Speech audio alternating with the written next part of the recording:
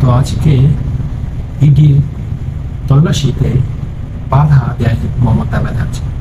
কিন্তু কেন কেন এই বাধা? আর এই আইপ্যাক কি বিষয় জানেন কি? তাহলে একটু জেনে নেওয়ার চেষ্টা করি।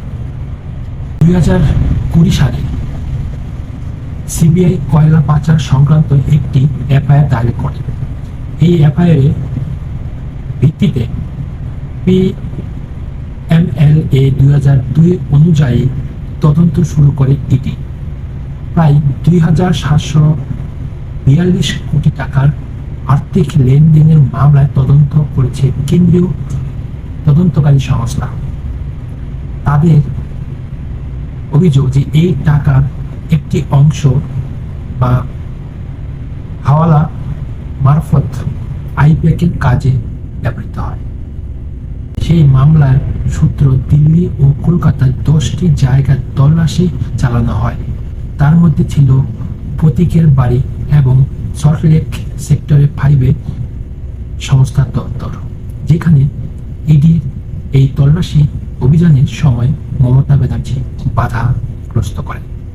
আর সেই ফুটেজ আপনারা অবশ্যই দেখেছেন।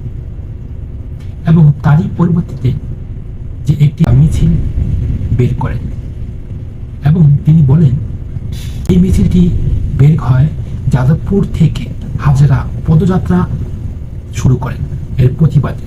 এবং মুখ্যমন্ত্রী বলেন কোনো অন্যায় করিনি। এখানে দর্শক আমার একটি প্রশ্ন, যদি অন্যায় করে যদি নাই থাকে তাহলে যখন ইডি তল্লাশি, তাহলে কেন এই তল্লাশিতে বাধাগ্রস্ত করে মমতা? অবশ্যই কিছু রয়েছে। আর যদি কোনো অন্যায় বা কোনো কারচুপি নাই হয় তাহলে অবশ্যই ইডিকে তল্লাশি অভিযান চালানো সহযোগিতা করা প্রয়োজন, কিন্তু তা আমরা দেখি না, তা দেখছি তার উল্টোটা। তো দর্শক, এবং পরবর্তীতে কি আর দেখতে পাবো এই পশ্চিম বাংলা মমতা ব্যানার্জির, আর কি কি করতে পারে তা আমরা লক্ষ্য করবো। দর্শক, যদি ভিডিওটা ভালো হয় তাহলে অবশ্যই লাইক, শেয়ার, কমেন্ট এবং সাবস্ক্রাইব করতে ভুলবেন না।